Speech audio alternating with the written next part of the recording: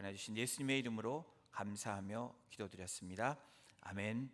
오늘 하나님의 말씀 누가복음 10장 1절에서 9절까지의 말씀 우리 같이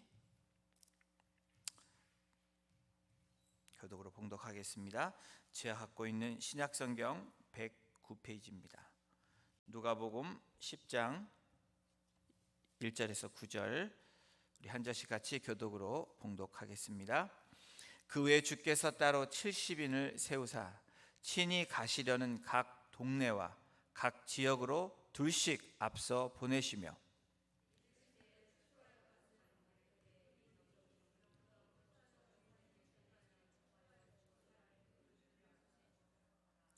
갈지어다 내가 너희를 보냄이 어린 양을 이리 가운데로 보냄과 같도다.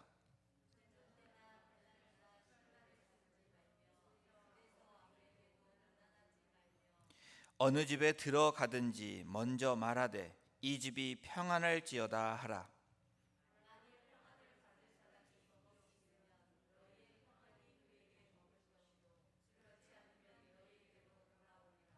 그 집에 유하며 주는 것을 먹고 마시라. 일꾼이 그 삭을 받는 것이 마땅하니라. 이 집에서 저 집으로 옮기지 말라.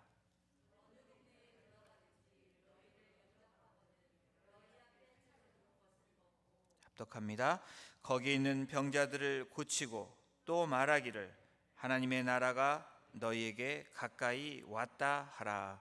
아멘. 선교하는 공동체, 또 다른 표현으로 선교적인 공동체라는 제목으로 말씀 나누겠습니다. 우리가 살고 있는 이 시대를 복잡하고 다양한 시대라고 이야기를 합니다. 이것을 한 단어로 표현하면 그 단어는 복잡하고 다양하다. 이 의미는 위기라는 단어입니다.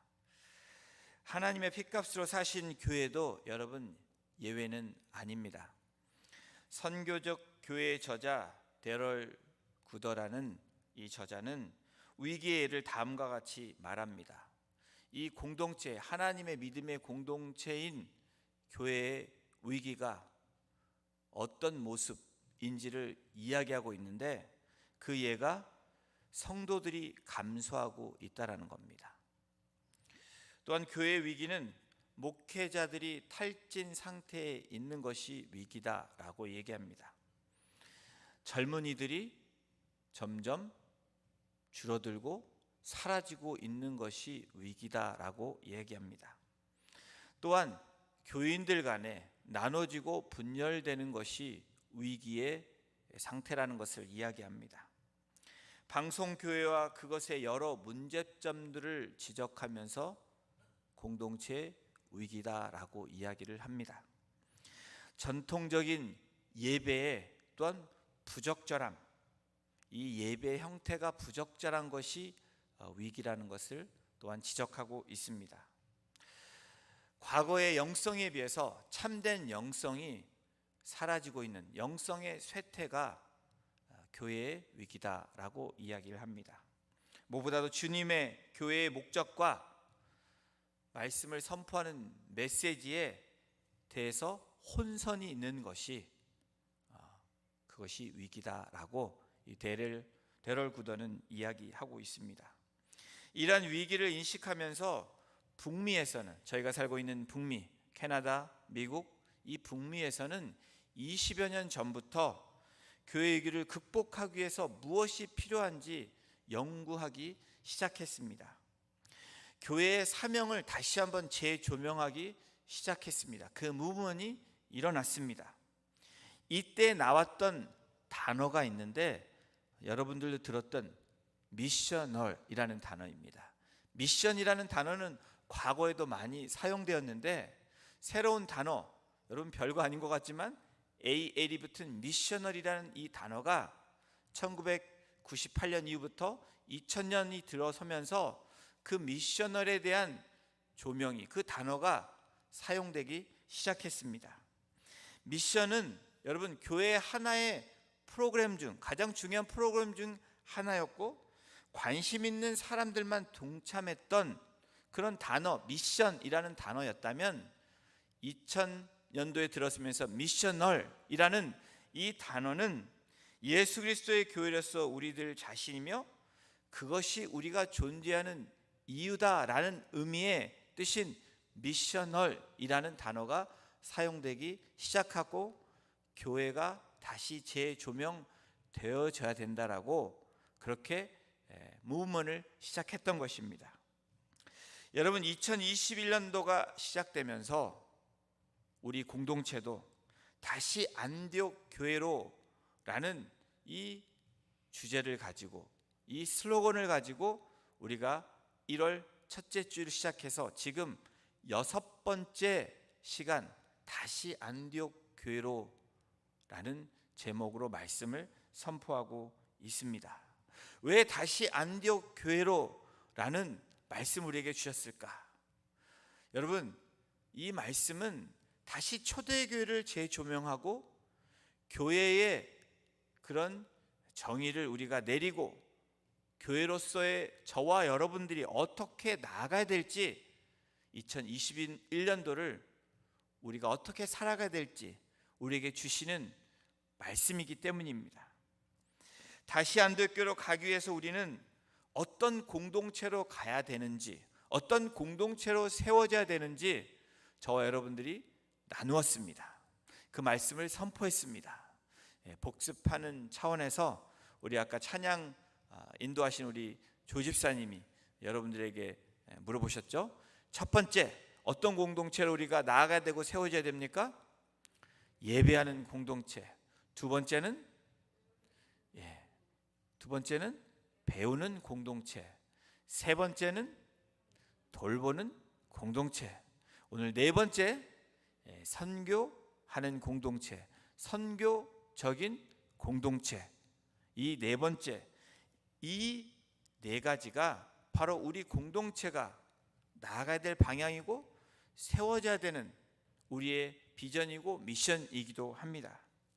사실 교회의 모습, 상태를 알기 위해서는 다시 말하면 교회가 건강한 교회인지 아닌지를 알기 위해서는 세 가지를 보면 알 수 있는데 그 첫 번째가 뭐냐면 성도들의 헌신도입니다. 얼마만큼 헌신하고 있는지를 보면 그 교회가 건강한지 아닌지를 알 수 있습니다. 이것은 교회뿐 아니고 조직에도 적용할 수 있고 우리 가정에도 그렇습니다. 성도가 우리 한 분 한 분이라면 가정은 우리 가정 구성원들입니다. 얼마만큼 헌신하고 얼마만큼 섬기냐에 따라서 공동체는 건강한지 아닌지를 평가할 수 있고 알 수 있다는 것입니다.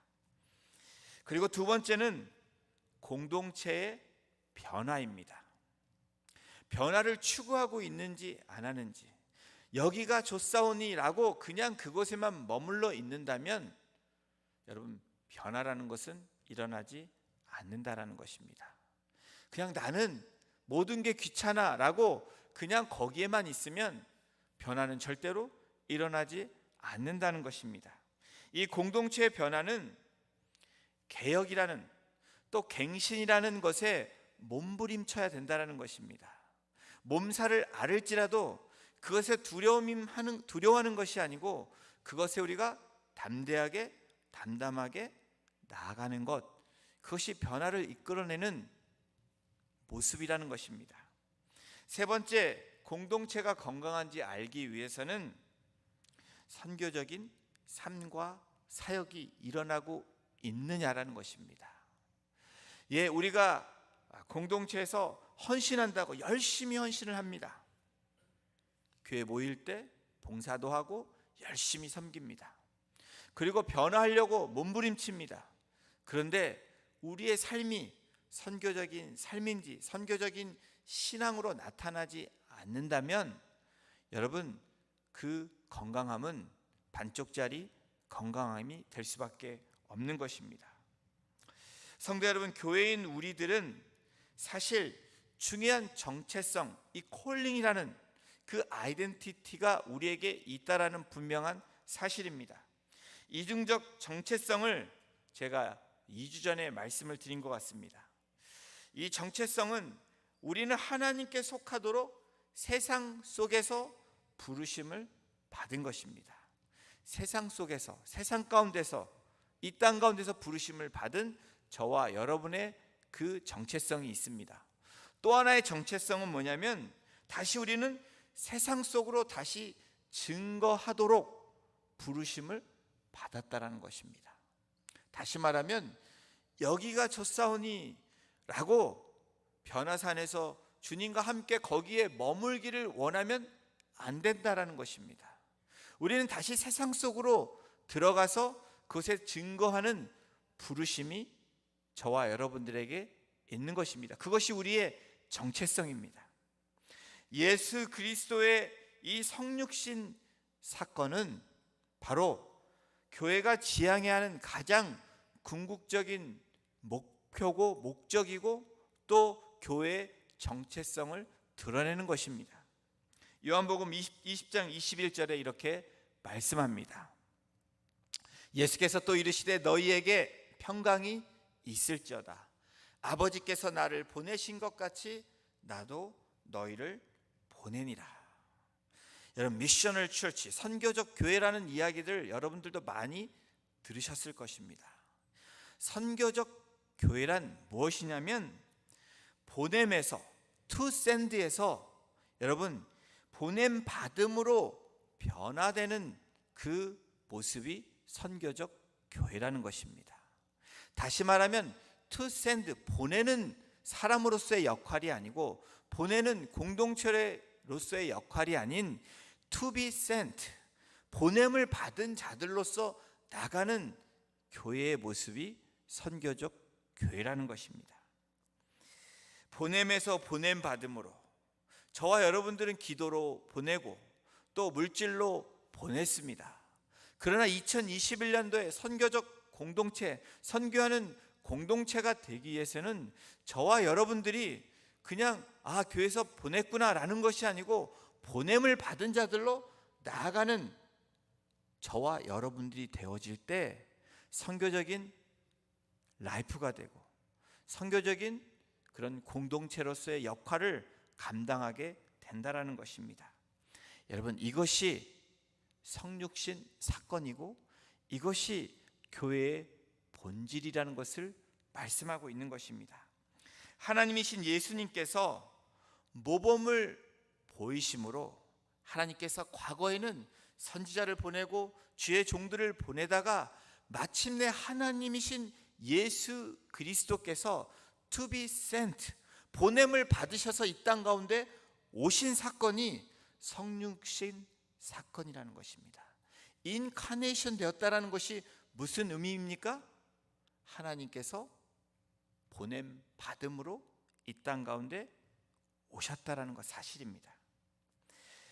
하나님이신 예수님께서 모범을 보이심으로 세상 가운데 들어오신 것입니다.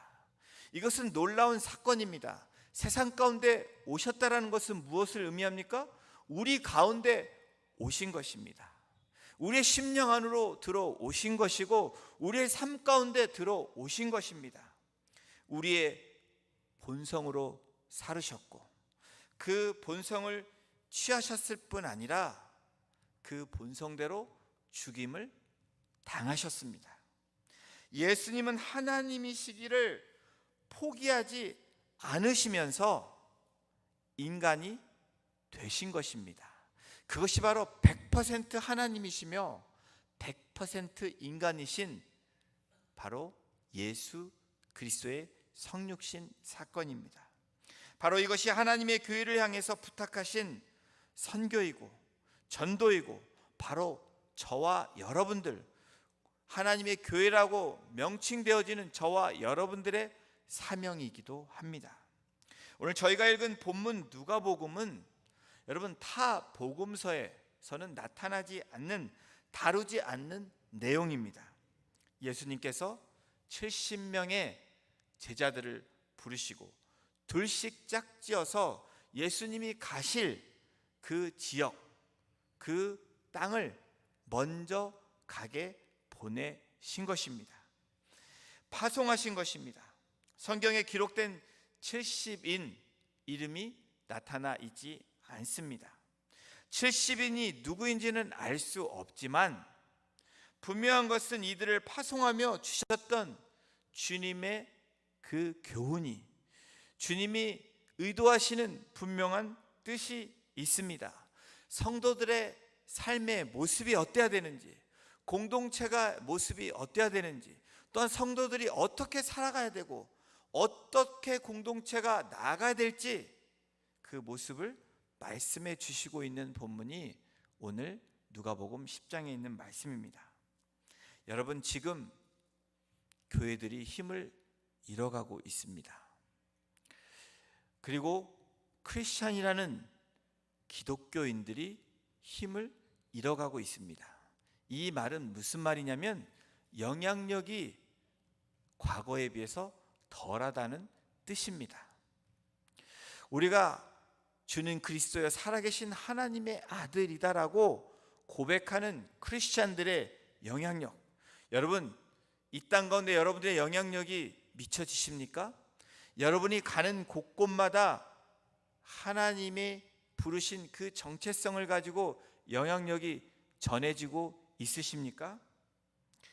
여러분, 그런데 교회가 힘을 잃어가고 공동체가, 그리고 크리스찬인 저와 여러분들이 영향력이 점점 약해져 가고 있는 이유가 여러분들 무엇이라고 생각하십니까?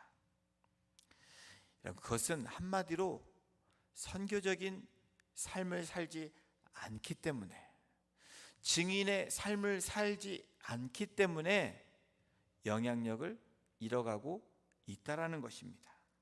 마태복음 4장 17절에는 예수님께서 광야에서 시험 받으신 후에 공생애를 시작하는 장면이 나타나고 있습니다. 마태복음 4장 17절입니다. 우리 같이 합독합니다. 시작.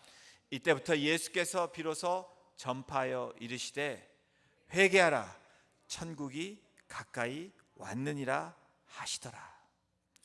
예수님이 사역을 시작하시며 세상 속으로 이제 들어가시며 to be sent 되어지는 그 미니스트리가 시작되는 그 시점에 첫 번째로 선포하신 것이 무엇입니까? 바로 하늘나라의 복음을 증거하기 시작하셨다라는 것입니다. 이것이 영향력의 시작입니다. 바로 공동체의 영향력은, 기독교인인 저와 여러분들의 영향력은 하나님 나라를 선포할 때 시작된다라는 것입니다.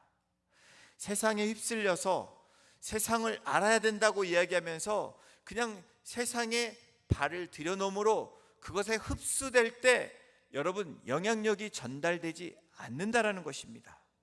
구별된 삶을 사는 가장 중요한 것은 바로 복음을 전파하고 하나님 나라를 증거할 때 하나님께서 역사하시고 그것을 통해서 영향력이 전파되어지고 영향력이 전달되어진다는 것입니다. 예수님께서는 이 말씀을 마치시자마자 자신의 복음 사역을 돕는 그 사람들을 뽑으러 나아가십니다. 바로 제자들을 부르시는 장면이 바로 마태복음 4장 17절 이후에 나타나고 있습니다. 제자를 부르신 이유, 그들의 사명이 무엇이라고 생각하십니까? 예수님이 외로워서 그 제자들을 부르셨겠습니까?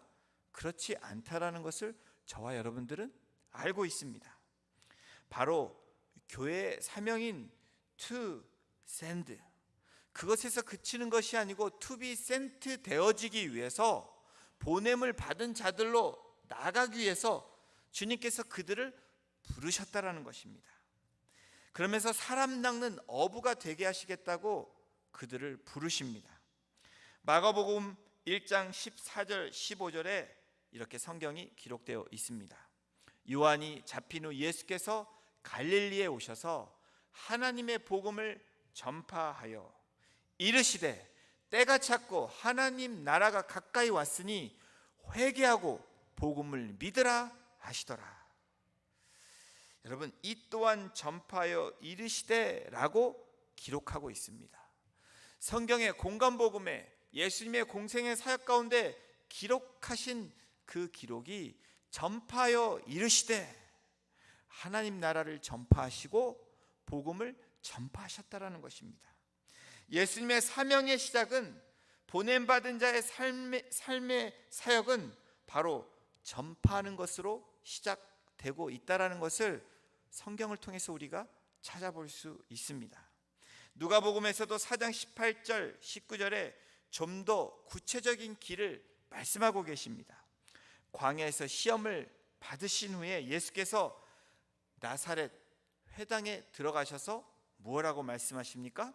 주의 성령이 내게 임하셨으니 이는 가난한 자에게 복음을 전하게 하시려고 내게 기름을 부으시고 나를 보내사 포로된 자에게 자유를, 눈먼 자에게 다시 보게 함을 전파하여 눌린 자를 자유롭게 하고, 주의 은혜를 전파하는 그 주님의 해를, 그 은혜의 해를 전파하게 하심이라고 성경은 기록하고 있습니다. 주의 은혜를 전파하게 하심이라. 여러분, 이 말씀에 우리는 귀를 기울여야 합니다. 주님의 오신 목적, 바로 to be sent 되어져서 보냄받은 자로 오신 목적은 바로 이 땅에 하나님의 나라가 시작이 되었다라는 것을 선포하기 위함이라는 것입니다. 예수님이 오신 그 시작이 하나님의 나라가 이미 already 임하셨다라는 것을 말씀합니다. 그러나 not yet, 아직까지 완성되지 않은 하나님의 나라를 선포하고 계시는 것입니다. 요한복음 1장에서 예수 그리스도를 말씀과 빛으로 나타내고 계십니다. 두 가지 모두 다 전파되어지거나 비춰져야 되는 것을 말씀하고 있습니다. 말씀은 여러분 들려져야 되는 것입니다. 그리고 빛은 비춰져야 되는 그런 의미에 있어서 바로 예수 그리스도 복음, 하나님의 나라는 여러분 들려져야 되고 그리고 비춰져야 되는 것임을 말씀하고 있는 것입니다.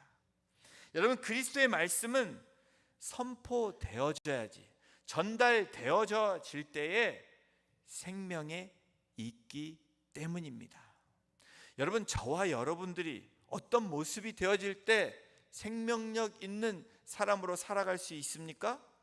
저와 여러분들이 도구로 복음을 전파되고 비춰질 때, 그것이 생명 있는 삶의 모습이라는 것을 말씀하고 있는 것입니다.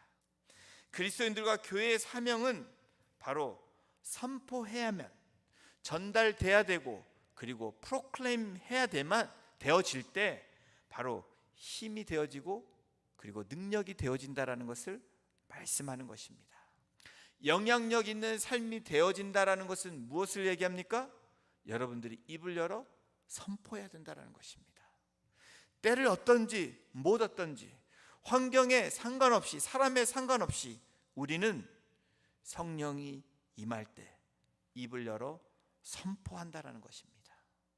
그것이 바로 저와 여러분들의 부르심입니다. 아무리 좋은 복음, 아무리 좋은 것이지라도 여러분, 광고되지 않고 선포되지 않고서는 들려지지 않을 뿐 아니라 선택되어질 수 없다라는 것을 말씀합니다. 여러분, 기업을 한번 예를 들어보겠습니다. 기업이 과거의 기업들은 좋은 물건을 만들어내면 그것이 다였습니다. 그런데 시대가 어떻게 변했습니까? 좋은 물건을 만들었는데 그 다음 서비스가 뒷받침되어지지 않으면 여러분, 그것은 좋은 기업으로 나아갈 수 없게 되었다라는 것입니다. 그런데 21세기에 와서는 여러분, 물건도 물론 중요합니다. 서비스도 중요합니다. 그런데 더 중요한 것이 있습니다. 그것이 무엇인지 아십니까? 예, 광고입니다. 마케팅이라는 것입니다. 가장 중요한 부서 중에 하나가 마케팅인데, 마케팅은 무엇을 하는 부서입니까? 알리는 부서입니다. 예, 사람들에게 알리고 소비자들에게 알리는 것. 알려야지 좋은 제품이 뭔지도 알고 좋은 서비스가 뭔지도 알지, 알리지 않으면 사람들이 알 수도 없다라는 것을 여러분 단적으로 제가 기업을 들어서 이해를 말씀합니다. 복음도 마찬가지입니다. 하나님이 우리를 부르시고 공동체를 부르신 가장 중요한 목적은 저와 여러분들을 도구로 삼으시고 하나님의 일꾼으로 삼으시고 그리고 제자로 삼으신 가장 중요한 목적은 여러분 광고하기 위함이라는 것입니다.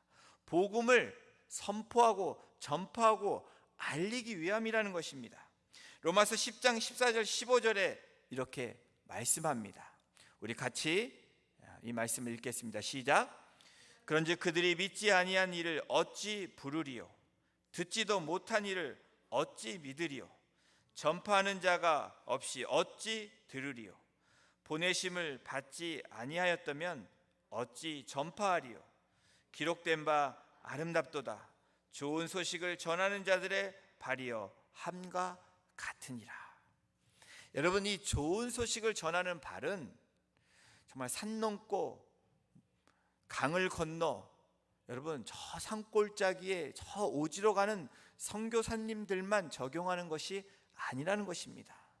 여러분들이 이 자리가 좋사오니 여기만 머무르는 것이 아니고 발을 옮겨서 가장 가까운 여러분의 가정으로 시선을 돌리고 또 여러분의 가장 가까운 이웃으로 발걸음을 옮기고 또 여러분의 직장으로 발걸음을 옮기고 또 좀 더 여러분들의 그런 비전이 있다면 지역을 넘어 또 국경을 넘어 열방을 향해 나가는 그 발걸음이 되어질 때 성경은 무엇이라고 얘기합니까? 기록된 바 아름답도다. 아름답다라고 말씀하고 있습니다. 누가 아름답습니까? 발걸음을 옮기는 자들이 아름답다는 것입니다.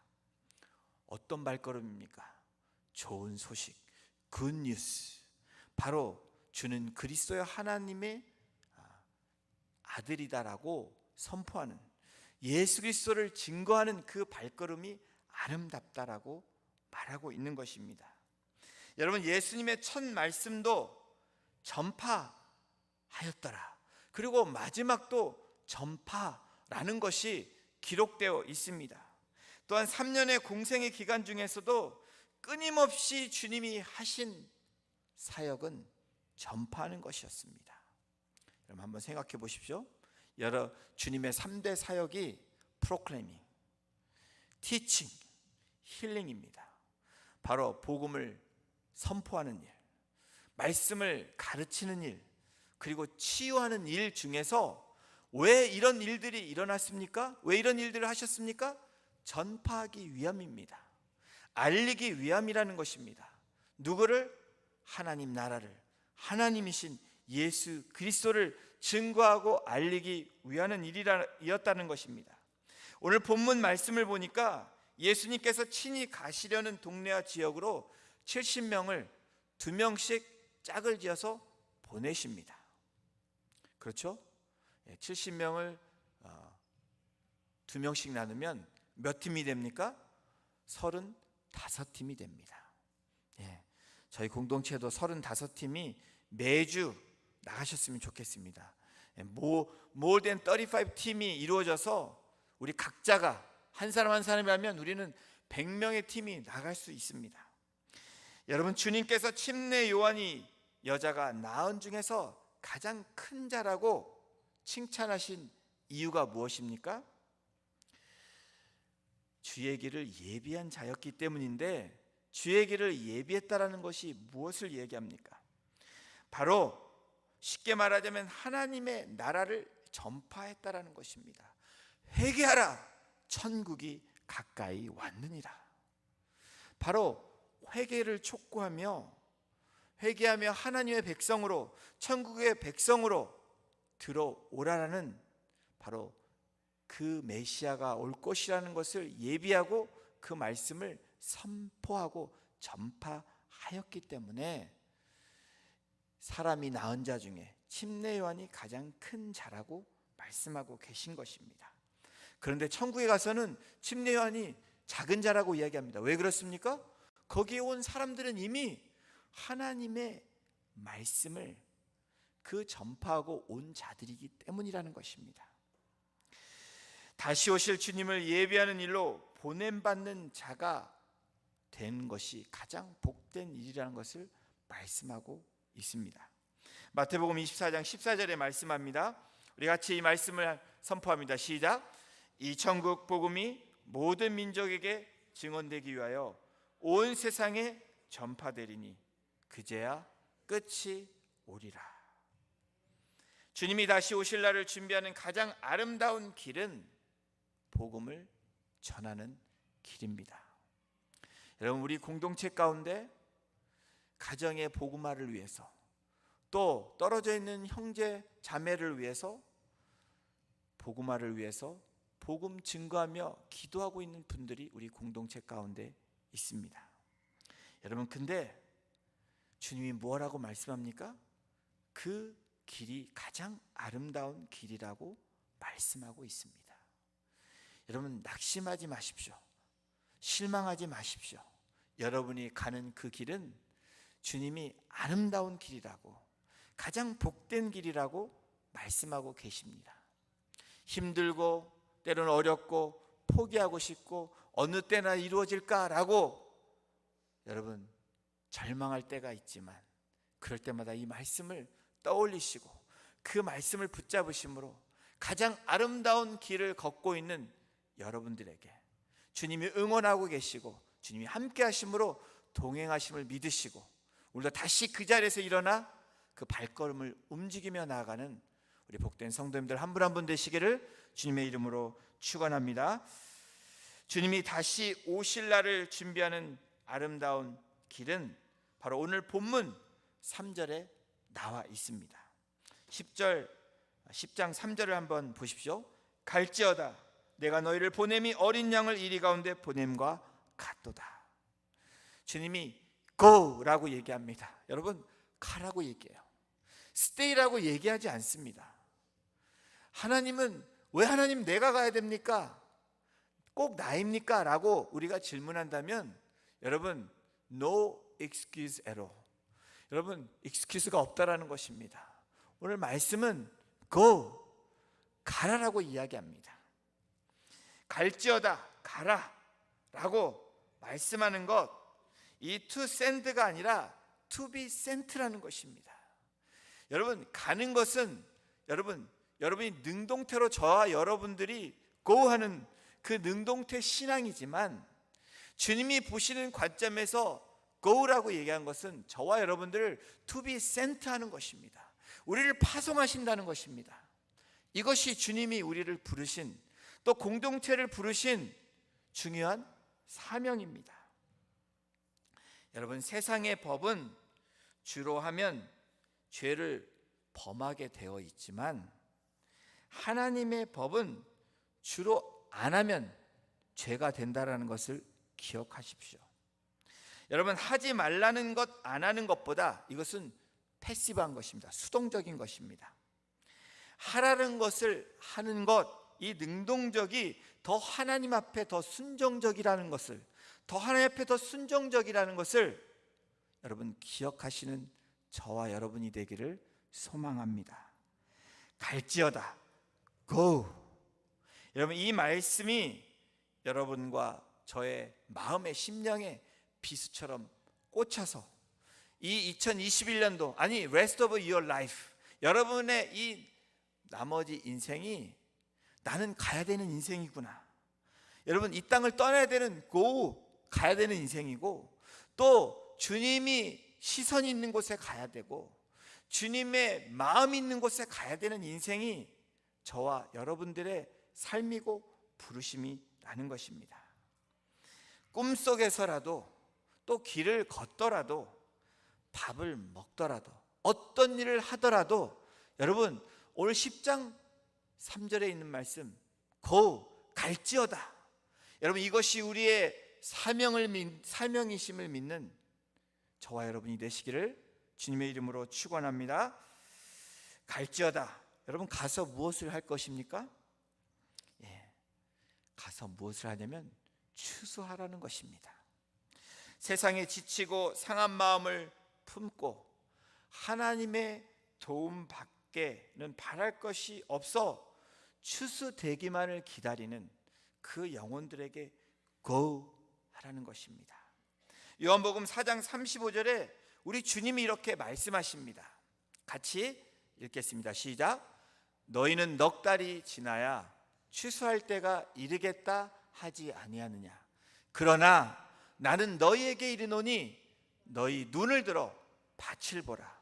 희어져 추수하게 되었도다.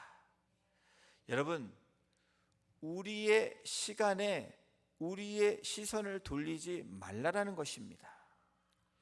그러나 주님이 뭐라고 말씀합니까? 나는 너희에게 이르노니 I'm telling the truth. 우리에게 말씀하시는 것이 무엇입니까? 너희 눈을 들어 주님이 보라는 그 밭을 보라는 것입니다. 주님이 시선이 있는 그 영혼들을 향해 가라는 것입니다. 희어져 추수하게 되었도다. 그래서 go 갈지어다 라고 주님이 둘씩 짝을 지어 보내는 것입니다. 이런 건데 재밌는 사실이 있습니다. 이 갈지어다에 이 성경대로 잘 따르는 그룹들이 있는데 그것은 안타깝게도 이단들이 너무 잘 따르는 것입니다. 몰몬들 보십시오. 젊은 와이셔츠를 입고 까만 넥타이를 매며 자전거를 타는 이 캘리포니아에서도 종종 여러분들 보실 수 있습니다. 전 세계에 흩어져서 둘씩 늘 같이 다닙니다. 고라는 거에 엄청나게 잘 따릅니다. 또 여러분 어떻습니까? 가끔씩 여러분의 문을 두드리는 누군가가 있지 않습니까? 제호바 웨트니스, 여호와의 증인들을 여러분 자주 만나게 됩니다. 여러분, 그렇다고 여러분들이 그런 열정이 있어서 간다면 그것도 좋은 일이지만 설령 그렇게 하지 않을지라도 우리의 있는 현장에서 가야 되는 그 발걸음이 우리에게 분명히 있다는 것을 인식한다면 지금은 가까운 그 발걸음을 움직이지만 하나님 또 때가 참에 우리에게 주시는 그 마음을 주시면 국경을 넘어 열방을 향해 우리도 나아갈 수 있는 그 때가 분명히 올 거라고 확신을 합니다. 눈을 들어 밭을 보라고, 눈을 들어 저 여러분들이 나아가야 될 그 대상들, 그 영혼들에게 나아가라고 말씀하는 것입니다. 겉으로는 그리스도를 거부해도 그들의 마음은 여러분 예수가 필요한 사람들입니다. 그들에게 필요한 분이 누구입니까? 우리가 아닌 바로 예수 그리스도라는 바로 우리의 주님이십니다.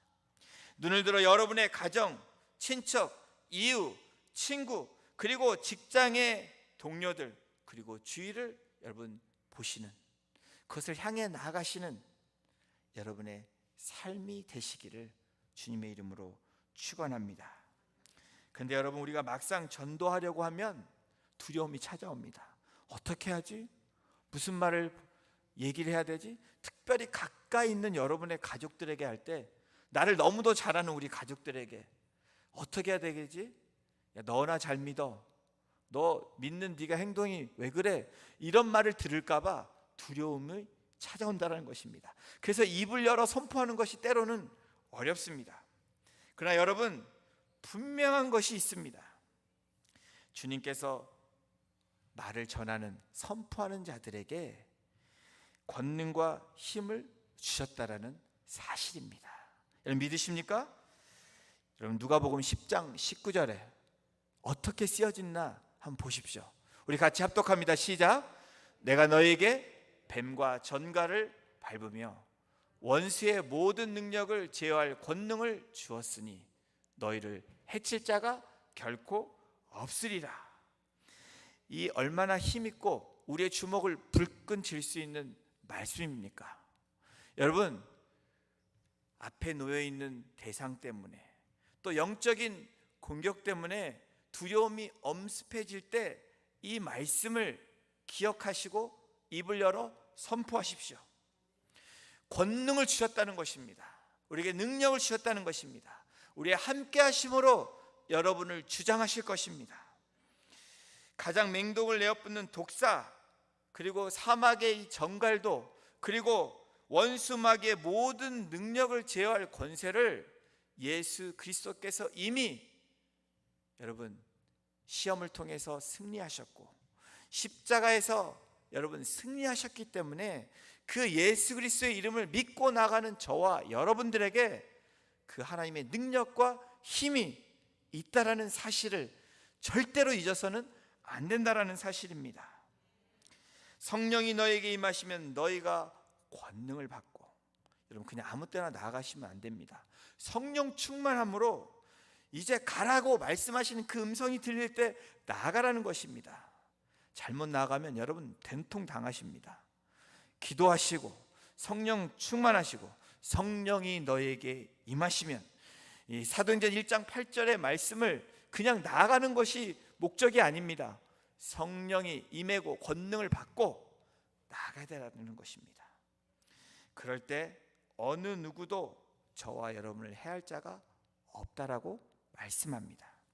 기근이나 강금이나 고문이나 해함이나 상함도 우리가 입을 열어 선포할 때, 그 발걸음을 움직일 때 그 열정을 끊을 수 없고 그 길을 막을 수 없다라고 말씀하고 있는 것입니다.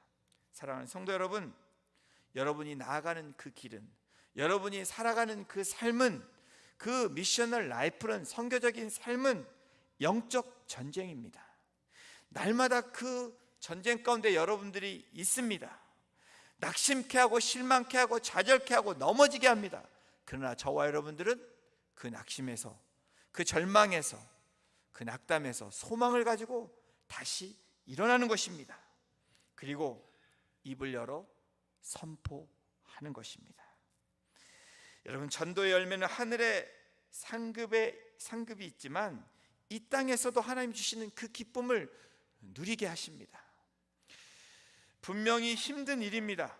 그러나 의미가 있고 가치가 있는 것임을 주님께서 말씀해 주셨습니다. 죽어라 죽어라 한다라는 것이 아닙니다. 죽어라 죽어라 하며 우리에게 기쁨과 감사와 찬양과 소망을 우리에게 허락하신다는 것입니다. 그것이 우리가 살아갈 수 있는 힘이고 또한 능력입니다. 아이를 낳아보신 분들은 그때 기쁨과 감격을 잘 아실 것입니다. 여러분, 전도하는 일, 복음을 전하는 일, 그래서 한 영혼이 주님 앞에 돌아와서 그 영혼을 낳는 일은 무엇보다 더 기쁩니다. 저도 여러분들도 아이를 낳아보신 분들이십니다. 뭐 남자가 어떻게 아이를 낳냐, 함께 낳습니다. 정말 힘들었습니다. 저도. 이야기를 하자면 너무 긴데 long story make a short 하면, 첫째 아이를 낳을 때 이 기쁨이 얼마나 컸는지 모릅니다. 제가 과거에 말씀드렸는데, 성도들이, 이 첫째 아이는 우리 교회가 기도해서 낳은 아이이기도 합니다. 모든 성도들이 한 번은 중보해줬던 기도발로 난 아이입니다. 그런데 이제 아이가 자라면서, 처음에는 임신을 했을 때 제가 선교일로, 학교일로 타일랜드에 가 있었는데 임신 소식을 듣고 조금 기분이 묘했습니다. 너무 기쁜 것도 아니고 이 마음이 뭐라고 표현하기 어려웠습니다.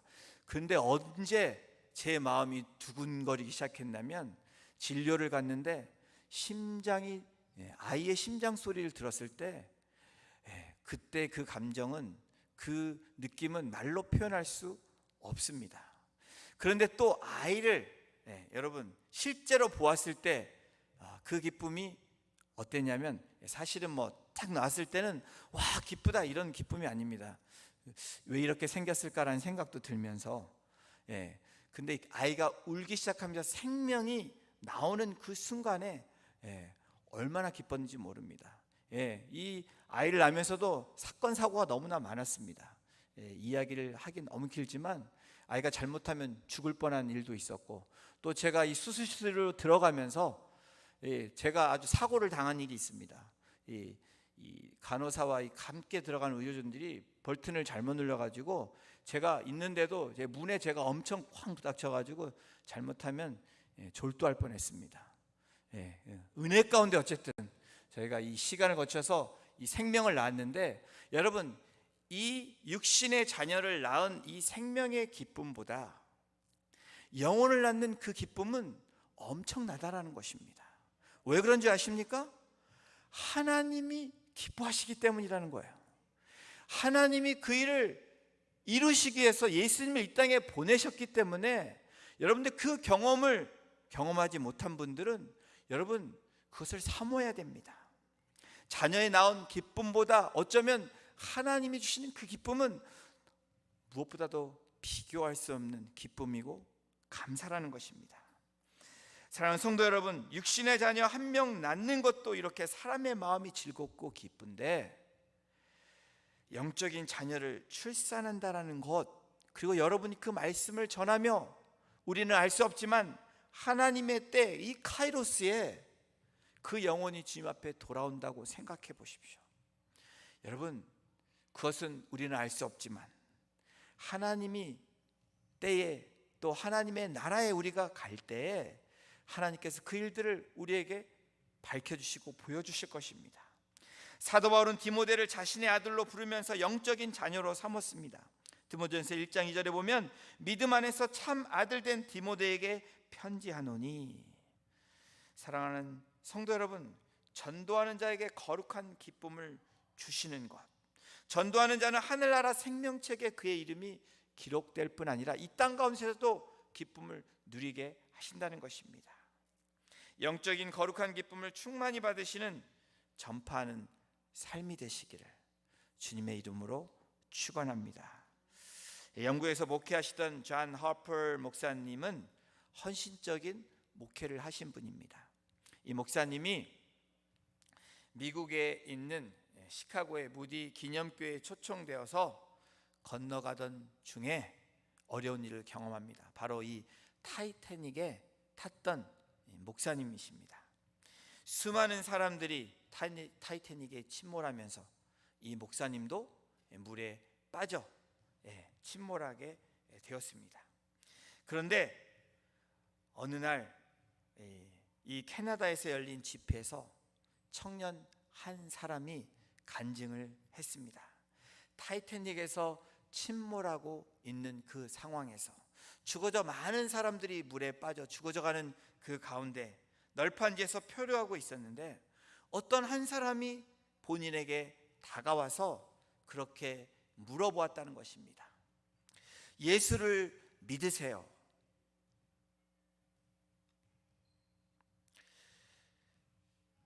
그래야 당신은 구원을 받습니다. 그리고 깊은 물속으로 사라졌다고 청년은 간증했습니다.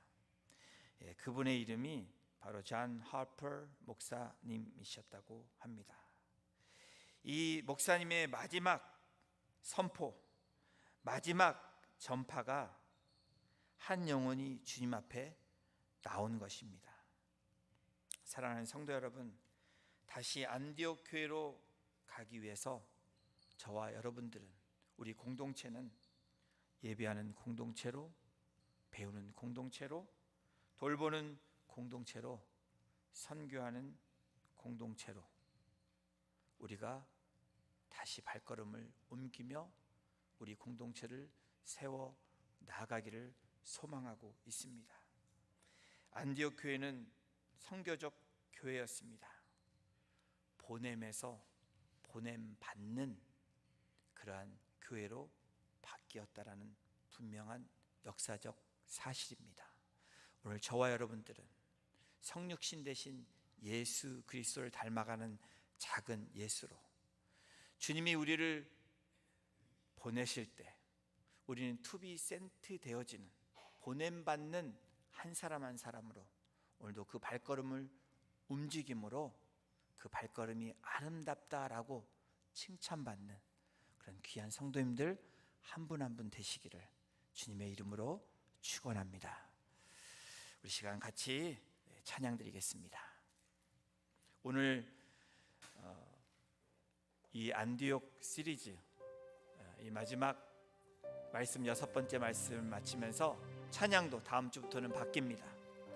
우리가 이 찬양을 드리는 이유는 저와 여러분들의 고백이 이 찬양의 가사처럼 그렇게 고백되고 선포되어지고 그렇게 살아내어지기를 선포하는 고백입니다. 우리 가사 생각하시면서 우리 같이 찬양 드리겠습니다. 우리에겐 소원이 하나 있네.